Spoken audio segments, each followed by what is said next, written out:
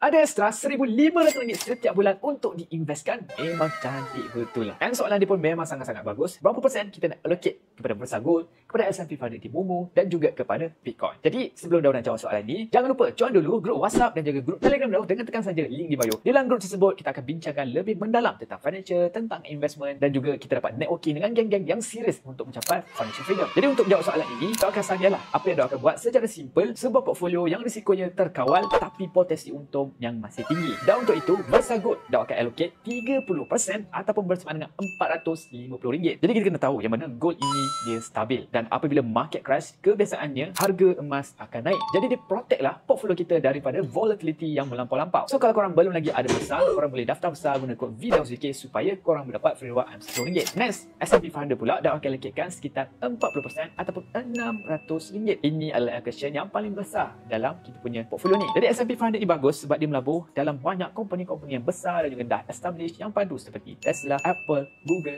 Meta dan macam-macam lagi. Dan untuk long term S&P 500 ini memang bagus sebab based on history, average past return yang dia dapat adalah 10% lebih setiap tahun. Memang sangat-sangat gila lah sebenarnya. Kalau saya pun nak buat RSP ke dalam Momo dan sekarang modal yang telah pun Daud pump ke dalam Momo adalah RM52,000. So kalau korang nak guna Momo, make sure korang daftar Momo, guna link Daud di bio, sertakan KYC, search and receive deposit, masukkan kod VDAUSDK37 and then deposit minimum RM1,000 and then make sure korang claim lah reward ini di bahagian profile. Maka korang akan terima lah free reward RM140. Lagi banyak lah pada besar tadi RM10 saja. Next, allocation Bitcoin Daud akan allocatekan sekitar 30% ataupun RM450. Jadi korang kena tahu kripto ini memang sangat volatile tapi pulangan dia pun agak tinggi. Daud dah rasa lah memang tinggi pulangan dia. Just jangan lebih lah daripada 30% sebab risiko dia sangat tinggi. Daud sendiri pun dah rasa untung dia memang sedap tapi bila jatuh harga tu pun memang sakit. Jadi 30% ni memang borderline lah di antara kewarasan dengan tak waras. Nanti bila dah rugi sangat korang akan jadi tak waras. Dan sebenarnya kalau ikutkan dulu Daud hanya allocate sekitar 10 ke 20% maximum, tapi now dah naik ke 30%.